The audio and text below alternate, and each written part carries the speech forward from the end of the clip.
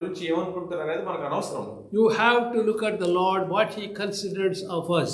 మనం ప్రభు వైపు చూడాలి, ఆయన మన గురించి ఏం ఆలోచిస్తున్నాడు. Well done, my servant, Lord says. Well done, my servant, the Lord says. నా శిష్యుడా, మరి నువ్వు మంచి పని చేసావు ప్రభు అంటాడు. And I give you all the glory which you deserve. మరి నీకు మరి కావాల్సినంత మహిమంతో కూడా నేను నీకు ఇస్తాను అని ప్రభు అంటున్నాడు. But not what the world gives, that is not at all reliable on. మరి ఈ ప్రపంచం ఇచ్చే విధంగా ఉండదు, అది మరి ఏమాత్రం అది మరి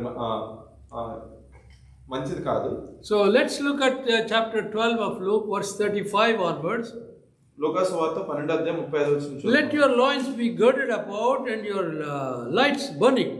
మీ నడుములు కట్టుకొని ఉండి మీ దీపములు వెలుగుచుండనీయుడి. When you look in Exodus chapter 12, మరి నిర్గమకాండం 12 చూసినట్లయితే, when the angel of death passed away, మరణదూత మరి దాటిపోయినప్పుడు Lord said, be prepared, gird your loins and be prepared, wear your shoes and eat unleavened bread to go on your journey. మరి ప్రభు అన్నాడు, మీరు సిద్ధంగా ఉండండి, మరి కాళ్ళకి పాదరక్షలు వేసుకోండి, అదే విధంగా పులియని ఇటువంటి రొట్టెలు మీరు తినండి అని చెప్పి. So 12 tells about our journey in this world. మరి యొక్క 12th chapter, ఈ 12వ అధ్యాయం అనేది మన యొక్క ఈ లోకంలో మన ప్రయాణం గురించి చెప్తుంది. Always be prepared to serve the Lord. ఎప్పుడు కూడా మీరు ప్రభువుని సేవించడానికి సిద్ధంగా ఉండండి. If not, then you are lacking in your attention towards the Lord's ministry. మరి ఒకవేళ అలా కాకపోతే మీరు ప్రభు యొక్క మరి ఆ పరిచర్యలో మరి పాల్భాగస్తుగా లేరు. Because Lord may come any time. That's what the word of God teaches. మరి ఎందుకంటే మరి ప్రభు ఎప్పుడైనా రావచ్చు, మరి దేవుని యొక్క వాక్యం అదే మనకు బోధిస్తుంది. And ye yourselves like unto men that wait for their Lord, and when he will return from the wedding, and when he cometh and knocketh, they may open unto him immediately. తమ ప్రభు పెండ్లి విందు నుండి వచ్చి తట్టగానే అతనికి తలుపు తీయటకు అతడు ఎప్పుడు వచ్చునో అని అతని కొరకు ఎదురు చూచి మనుషుల వలె ఉండుడి. Blessed are those servants whom the Lord when he cometh shall find watching. Verily I say unto you that he shall gird himself and make them to sit down to meat, and will come forth and serve them. ప్రభు వచ్చి ఏ దాసులు మెలుగుగా ఉండుట కనుగొనో ఆ దాసులు ధన్యులు. అతడు నడుము కట్టుకొని వారిని భోజన పంక్తిని కూర్చుండబెట్టి తానే వచ్చి వారికి ఉపచారం చేయనని మీతో నిశ్చయముగా చెప్పుచున్నాను. This is what John the disciple had seen, what the Lord spoke to him in Revelation chapter 3. మరి దీని గురించే మరి ఏ ప్రభు శిష్యుడైనట్టు యోహాను మరి ప్రకటన గ్రంథంలో మరి దీని గురించి మరి రచించి ఉన్నాడు. He said, lo, I am standing on the door and knock. అని అంటూ ఉన్నాడు, నేను తలుపు బయట నుంచొని మరి ఆ యొక్క తలుపు తట్టుచున్నాను. You hear my voice and open the door. నీవు నా మాట విని మరి తలుపు తెరువు అని చెప్పుంటున్నాడు. I sit with you, you with me, and we sup together. మరి నేను నీతో కూర్చొని నువ్వు నాతో కూడా ఉండి మన ఇద్దరం కలిసి మరి భోజనం చేద్దాం అంటున్నాడు. It's the same thing what Lord is telling here in the book of Gospel according to Luke, saying that how prepared you are to receive the Lord. మరి అదే విషయాన్ని ప్రభు ఇక్కడ లూకా సువార్త 12వ అధ్యాయంలో ప్రభు చెప్తున్నాడు, మరి ప్రభుని మరి స్వీకరించడానికి మేము ఎంత సిద్ధంగా ఉన్నాం. We should be attentive any time Lord may come. మనం ఎప్పుడు కూడా ప్రభు ఏ క్షణమైనా రావచ్చు అనేటువంటి విషయాన్ని మనం గమనించుకోవాలి. When those who know the Lord are proclaimed to be Christians, మరి ఎవరైతే ప్రభుని మరి స్వకీయరక్షకుడిగా ఏర్పరచుకొని మేము క్రైస్తవులు అని చెప్తున్నారు, and they talk all the time, Lord, your second coming is coming, come today. మరి ఎప్పుడు కూడా వాళ్ళు ఏదైనా అంటున్నారు, ప్రభు మరి రెండో రాకడ వస్తుంది, మరి ఇవాళే రా అని చెప్పి అడుగుతుంటారు. But the funny part is, I don't know how prepared they are to receive the Lord. మరి నాకు అనిపిస్తూ ఉంటుంది, మరి వాళ్ళు దేవుని మరి స్వీకరించారు, మరి ఎంత సిద్ధంగా ఉన్నారు అన్న ప్రశ్న నాకు. We have so many things unfinished in our life, we think.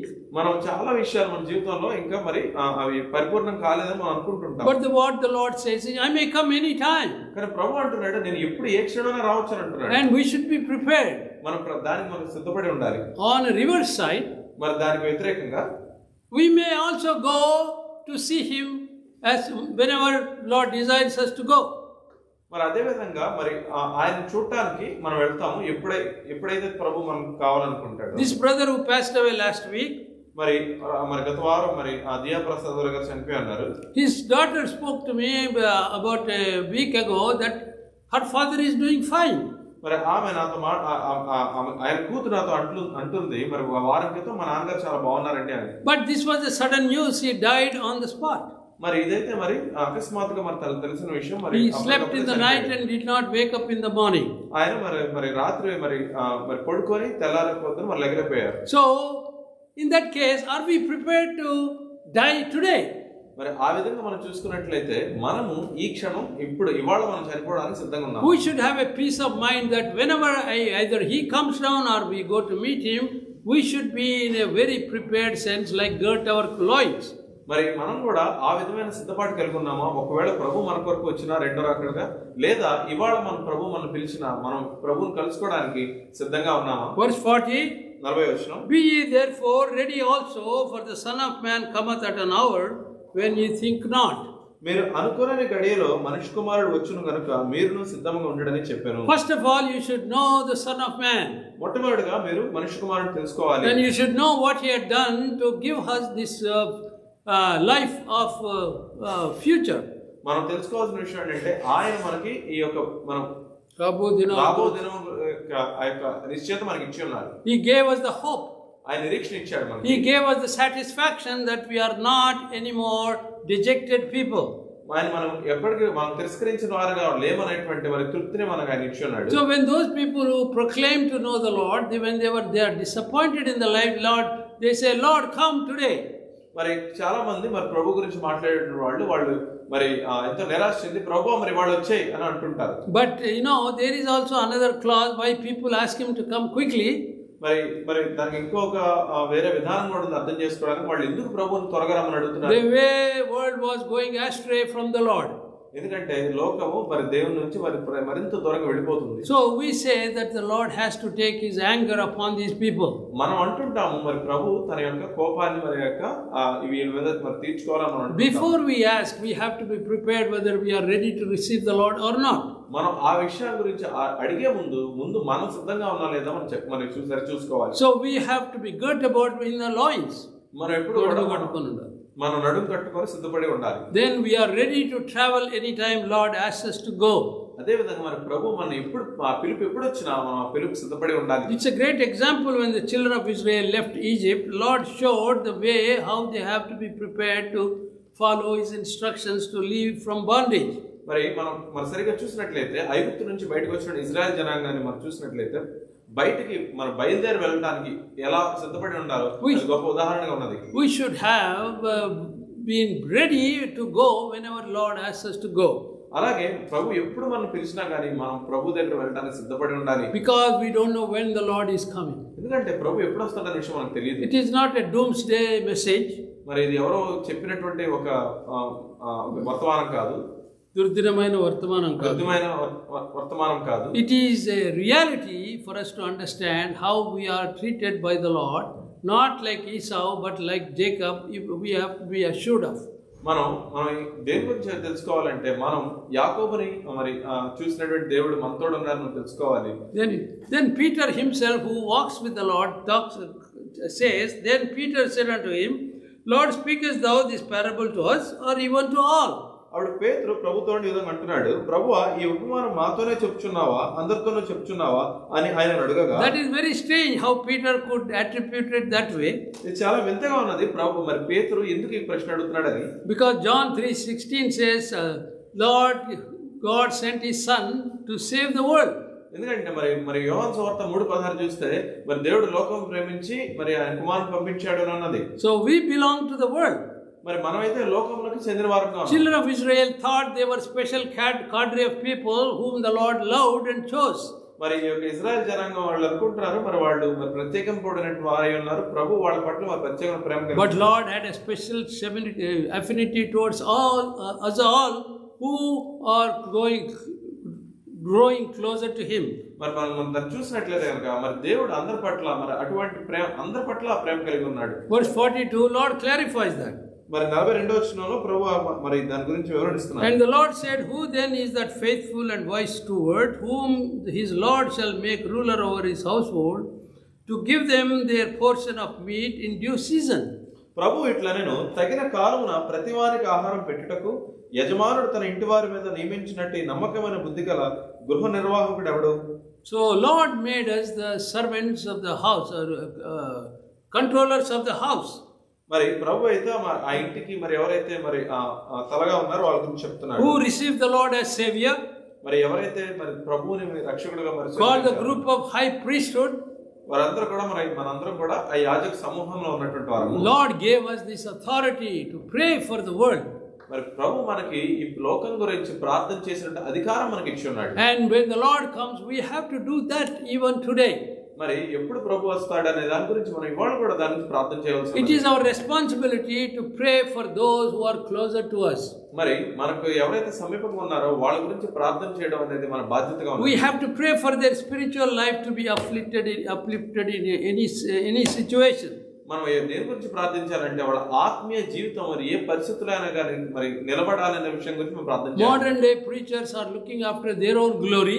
మరి ఈ రోజు ఆధునిక మరి ప్రసంగికులు అందరూ కూడా వాళ్ళ మహిమ గురించి వాళ్ళు చూసుకుంటున్నారు. Whoever comes to the fellowship, they are not being edified by the real teaching of the word of God. మరి ఎవరైతే సంఘానికి వస్తున్నారో వాళ్ళు మరి నిజమైన వాక్యం వల్ల మరి వాళ్ళు మరి ప్రభావితం చేయబడట్లేదు. They all look at the speaker, how good he was speaking.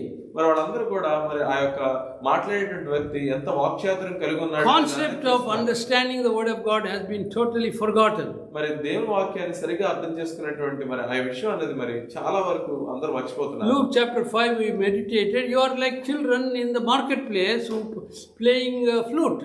మరి మన లూకా సువార్త 5వ అధ్యాయంలో మనం నేర్చుకున్నట్లుగా మనందరం కూడా మరి ఆ యొక్క సంతలో ఉన్నటువంటి పిల్లల మాదిరి ఆ యొక్క పిల్లల గురువు విదేవారిగా ఉన్నాము. So we want to hear whatever is beautiful and musical. మనం ఎప్పుడు కూడా చెవులకు వినసొంపుగా ఉన్నటువంటి ఆ సంగీతం వినడానికి ఇష్టపడతాము. But we don't want to hear what is a harsh reality from the word of God. మన దేవుని యొక్క వాక్యం ఆ కఠినమైనటువంటి ఆ యొక్క పరిస్థితులు ఎలా ఉంటే వాడిని వినడానికి మనం ఇష్టపడము. Because that is what the Lord is teaching us. ఎందుకంటే ప్రభు దాని గురించి మనకు బోధిస్తున్నాడు కదా. He said Esau also is a twin child who was born by Isaac. మరి ఏసావు కూడా మరి ఆ యొక్క కవల పిల్లలు ఒకడై ఉన్నాడు. మరి ఇస్సాకు పుట్టినవాడై ఉన్నప్పటికీ కూడా Even today we hear about Jacob and his descendants.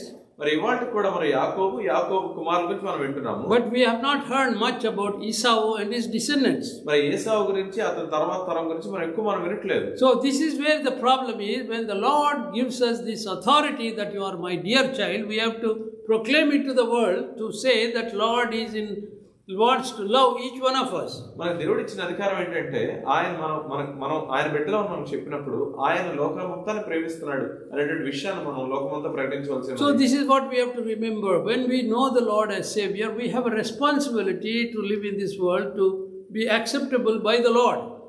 మనం రక్షణ పొందుకున్న వారైతే కనుక మనకు బాధ్యత ఉన్నది. మనం ఈ లోకంలో జీవించే విధానం ప్రభువుకి అంగీకారంగా ఉండాలి. This is what the word of God teaches us. దేవుని యొక్క వాక్యం మనకి ఇదే బోధిస్తున్నది. Self discipline we must observe. స్వయ నియంత్రణ అనేది మనకు ఉండాలి. We cannot be living in the world. మనం ఈ లోకంలో మరి ఈ విధంగా జీవించలేము. But Paul himself has confessed in Romans chapter 7. మరి పౌలు మరి ఆయనే మరి రోమన్ రాసిన పత్రిక 7వ అధ్యాయంలో ఈ విధంగా అంటున్నాడు. How miserable I am. What I don't want to do, I do. మరి నేను ఏదైతే చేయకూడదు అనుకుంటున్నా అది చేస్తున్నాను. And what I want to do, I am unable to do. మరి ఏదైతే నేను చేయాలనుకుంటున్నా చేయలేకపోతున్నాను. But with the strength of the Lord given to us, అయితే మరి దేవుని యొక్క శక్తి మనకు ఇవ్వబడి ఉన్నది కనుక ఉన్న ప్రకారం we can do what is acceptable by the Lord in this world. మనం దేవునికి అంగీకారంగా ఏదైతే ఉంటుందో దాన్ని చేయడానికి మనకు అన్ని విధాలుగా అవకాశం. Prophets suffered in the Old Testament because they followed the word of God. మరి ప్రవక్తలు అయితే మరి ఆ పాత నిబంధనలో ఉన్న ప్రవక్తలు మరి దేవుని వాక్యాన్ని అనుసరించి మరి వాళ్ళు కొద్దిగా శ్రమలు అనుభవించారు. And in Hebrews we saw those who followed the Lord were made subject to punishment. మరి హీబ్రూకు రాసిన పత్రిక మనం చూసినట్లయితే మరి ప్రభువుని అనుసరించే వాళ్ళు మరి శిక్షణ అందుకున్నారని చూసాము. Persecution, మరి ఎంతో ఇబ్బందులకు గురయ్యారు. they were sawn asunder. వాళ్ళ మధ్యకి కోయబడ్డారు. Then they went through horrible punishment in their bodies. మరి వాళ్ళ యొక్క శరీరము ఎన్నో మరి కష్టమైనటువంటి ఆ యొక్క పరిస్థితులను వెళ్ళింది. In Revelation chapter 6 it says, "Oh Lord, we went through persecution. When are you taking vengeance on these people?" మరి ప్రకటన గ్రంథం 6వ అధ్యాయంలో వాళ్ళు అక్కడ విశ్వాసులు అంటూ ఉన్నారు, ప్రభువా మరి ఎంతో మనం వేదన బాధలు అనుభవిస్తున్నాం, మరి ఎప్పుడు నువ్వు మాకు ఇది పగ తీర్చుకుంటావు అని అడుగుతున్నారు. So we have to forget what the prosperity preachers are doing in this world. మనం ఈ లోకంలో మరి అన్ని మీకు ఆశీర్వాదాలు వస్తాయనేటువంటి చెప్పేటువంటి వాక్యాన్ని మనం పక్కన పెట్టవలసి ఉన్నది. So this is what the Lord is teaching us. Be prepared for anything happens for my name's sake. మరి ఇక్కడ మనం తెలుసుకోవాల్సింది ఏంటంటే మీరు ఎప్పుడు కూడా సిద్ధంగా ఉండాలి నా నామాన్ని బట్టి. We may have a division in the house, does not matter. మీ గృహంలో కూడా మరి భేదాభిప్రాయాలు ఉండొచ్చు, మరి అది కూడా మరి ఇప్పుడు పట్టించుకోకండి. I have a friend who is in what is that place in the east side of Washington State. What is that big city? Spokane. నాకు స్నేహితుడు ఉన్నాడు స్పోకెన్ లో. His wife is a doctor. అతని భార్య మరి వైద్యురాలు ఉన్నది. She works for a veterans administration. మరి ఆమె మరి ఆ యొక్క వెటరన్ డాక్టర్ గా ఉన్నది. And great testimony I heard from him. మరి అతని ద్వారా నేను గొప్ప సాక్ష్యాన్ని విన్నాను. He came from a Hindu family. ఆయన ఒక హిందూ కుటుంబం నుంచి వచ్చాడు. In Bangalore. మరి బెంగళూరులో. Then when he was going from Mumbai to Bangalore, on the way in the station, Delhi to Bangalore, he stayed in a station called Mumbai. మరి ఢిల్లీ నుంచి బెంగళూరుకు వెళ్ళే వారి దారిలో మరి ముంబై స్టేషన్ లో ఆయన బస్ చేశాడు. So he had some time to catch another train. మరి ఆయనకు సమయం ఉన్నది మరి ఇంకో ట్రైన్ తీసుకోవడానికి. He has not heard of the Lord name at all in his life. మరి ప్రభు యొక్క నామం ఆయన జీవితం మొత్తం ఎప్పుడు వినలేదు. His father was a priest in a Hindu temple. ఆయన యొక్క తండ్రి ఒక మరి హిందూ గుడిలో ఆయన మరి పరిచయం చేసేవాడు ఉన్నాడు. So when he was walking in this platform, మరి ప్లాట్ఫామ్ మీద నడుస్తున్నప్పుడు he saw a bookstall. ఆయన ఒక బుక్ స్టాల్ చూశాడు. In that there was a title, I can do all things through Christ. అక్కడ ఒక పుస్తకం ఉన్నది. ఆ యొక్క పుస్తకం యొక్క టైటిల్ మరి నేను క్రీస్తు నామములో అన్ని చేయగలను అనేటువంటి title. This man was very disappointed in his job. మరి ఈ వ్యక్తి తన యొక్క ఉద్యోగంలో ఎంతో నిరాశ చెంది ఉన్నాడు. So when he saw the title, who is this Jesus who can help me to do better in my job? అతను మరి ఆ యొక్క పుస్తకం తీసుకొని ఎవరు యేసు మరి నా ఉద్యోగంలో నేను మరి సఫలం అవుతానేమో అని చెప్పి మరి he could not ask anybody on the platform. మరి అతను ఆ యొక్క ప్లాట్ఫామ్ మీద ఎవరిని అడగలేదు. Because it is the name of Jesus, he thought he must be a Christian God. మరి ఆయన అనుకున్నాడు మరి ఆ యొక్క పేరు జీసస్ అంటే అతను ఎవరు క్రైస్తవ దేవుడు అయి ఉంటాడు అని అనుకున్నాడు. So when he went to Bangalore, he went to a church. మరి బెంగళూరు వెళ్ళిన తర్వాత ఆయన ఒక మరి సంఘానికి వెళ్ళాడు. That was a Catholic church. మరి ఒక Catholic church. But there was a man in white robe standing. మరి అక్కడ ఒక వ్యక్తి మరి తెల్ల అంగీ వేసుకొని ఉన్నాడు. Then he went and asked him, what is this? What is meant by this? I can do all things through Christ. అతను అడిగాడు. ఈయన నా స్నేహితుడు అతను అడుగుతున్నాడు మరి ఈ యొక్క నేను క్రీస్తు నామములో అన్ని చేయడం అంటే దాని యొక్క అర్థం ఏంటని అడుగుతున్నాడు. Who is this Christ? ఈ యొక్క క్రీస్తు ఎవరు అని అడుగుతున్నాడు. Then he gave him advice what to read certain book in the Word of God. మరి అతను ఆయనకు ఒక సలహా ఇచ్చాడు మరి దేవుని వాక్యంలో కొన్ని పుస్తకాలు చదవమని. So he went home. ఆయన ఇంటికి వెళ్ళాడు.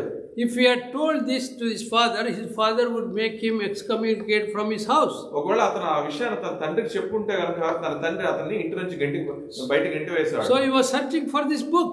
ఆయన మరి ఇంటికి వెళ్ళి మరి ఆ యొక్క పుస్తకాన్ని వెతుకుతున్నాడు. He eventually found something to help him to understand who this Jesus was. మరి ఆ కాలక్రమేణా ఆయన మరి ప్రభు ఎవరంటే విషయాన్ని తెలుసుకోవడానికి అవకాశం ఉంది. Slowly he came to know who this Lord was. నెమ్మదిగా ఆయన ప్రభు ఎవరో తెలుసుకున్నాడు. He became born again. మళ్ళీ ఆయన మరల జన్మించాడు. So when I met him in Seattle, నేను ఆయన సియాటల్ లో కలుసుకున్నప్పుడు he told me this story.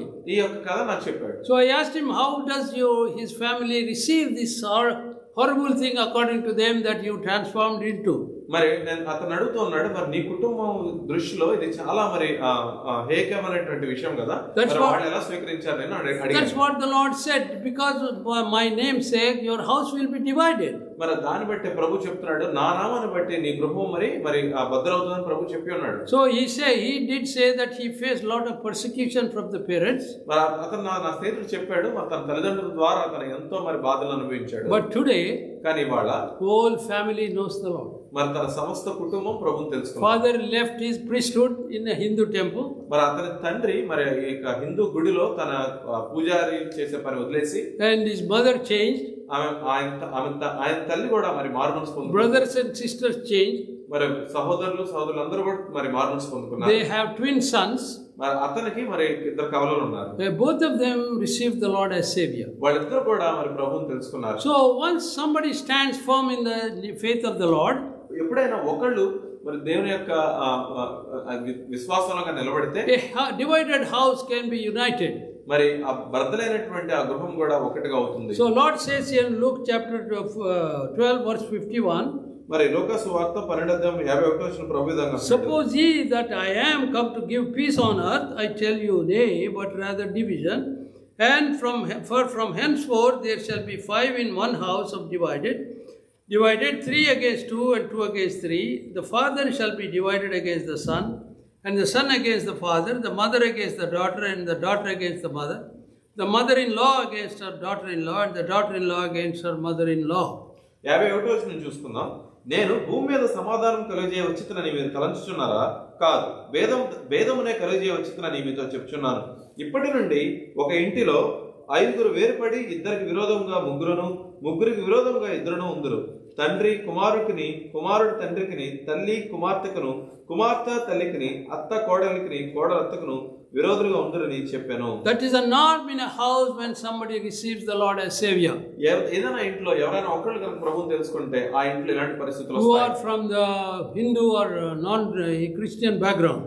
ఎవరైతే మరి ఆ క్రైస్తవ సమాజం నుంచి రారో వాళ్ళ యొక్క జీవితంలో జరిగింది. So this is a lot of mental disturbance for them because they did not know that this person who chose the Lord has chosen a right way of life. వాళ్ళకి మరి ఆ పరిస్థితిలో ఉన్న వారికి అది వాళ్ళకి ఎంతో మానసిక ఒత్తిడిగా ఉంటుంది. ఈ వ్యక్తి మరి ప్రభువుని తెలుసుకున్నాడు, అది మరి సరైన కాదని వాళ్ళు నమ్ముతున్నారు కాబట్టి. That's why it is called 12th chapter is called the pragmatic way of living in the Lord. ఎందుకంటే 12వ అధ్యాయం మనం అదే చెప్తుంది, మరి దేవుని యొక్క దృష్టిలో మనం ఏ విధంగా నివసించాలనే విషయాన్ని మనం తెలుసుకుంటాం. How Lord takes care of our needs from the time of our birth. మరి ప్రభు ఏ విధంగా అయితే మన అవసరతను మన పుట్టిన దగ్గర నుంచి ఏ విధంగా మన అవసరాలు తీరుస్తున్నాడు. In the right time he will teach us what right path you have to walk. మరి సరైన సమయంలో మనం ఎటువంటి దిశగా మనం ప్రయాణించాలనే విషయాన్ని Be prepared for any disturbance or differences in the house. మరి నీ గృహంలో వచ్చినటువంటి భేదాభిప్రాయాలకు మనం సిద్ధపడి ఉండాలి. Because you chose the right way. ఎందుకంటే నువ్వు సరైన మార్గాన్ని ఎంచుకున్నావు కాబట్టి. You will be prepared to receive me whenever I come into your house. మరి ఎప్పుడైనా కానీ నేను ఈ గృహంలోకి వస్తాను అంటే నువ్వు నన్ను స్వీకరించడానికి సిద్ధంగా ఉండాలి. So from the people who know the Lord, their point of view, మరి ఎవరైతే ప్రభువుని ఎరుగున్నారో వాళ్ళ దృష్టిలో they have a better hope in receiving the Lord and future life with him. ఎందుకంటే వాళ్ళకి నిరీక్షణ ఉన్నది, మరి నిత్య జీవితంలోకి వెళ్తున్నారని నిరీక్షణ. Perchance if somebody does not receive the Lord in the house, they will also be looking at possibility of knowing him. మరి ఎవరైతే ఆ ఇంట్లో ఇంకా మిగతా వాళ్ళు రక్షణ పొందుకోలేకపోతే ఇతరులను బట్టి వాళ్ళు కూడా దేవుని తెలుసుకోవడానికి అవకాశం ఉన్నది. So this is what you examine your lives. మరి దీన్ని బట్టి మీ జీవితాలను మీరు పరీక్షించుకోవాలి. Where do we stand in the love of God? మరి దేవుని యొక్క ప్రేమలో మనం ఎక్కడ నిలబడి ఉన్నాం? Are we really far away from him? మనం నిజంగా ఆయన దూరస్థులుగా ఉంటున్నామా? Or are you anticipating his coming any time and are we prepared to receive him? లేదా ఆయన ఎప్పుడు వచ్చినా సరే ఆయన వచ్చినప్పుడు నువ్వు సిద్ధంగా ఉన్నావా స్వీకరించడానికి? Are you going to receive commendation from the Lord, well done my servant? మరి ప్రభు చేత మరి ఆ యొక్క గొప్ప మాట వినాలనుకుంటున్నావా? నా కుమారుడా, నువ్వు చాలా మంచి పని చేశావు. This is what the Lord intends in our life. మరి ఇదే మన ప్రభు మన జీవితంలో మన నుంచి ఆశిస్తున్నాడు. Next week we'll look at chapter 13 of Luke. వచ్చే వారం లూకాసు వార్త 13వ అధ్యాయం చూసుకుందాం. Let's pray. ప్రార్థన చేసుకుందాం. Loving and heavenly Father, wonder working God, we want to thank you for this word you taught us, that we prepared to receive you. Your coming may be today, tomorrow, any moment.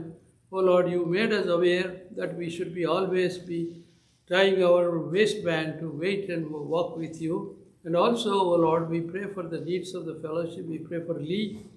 He's been improving. Oh Lord, whatever is his life, you dictate according to your will. Be with Valu.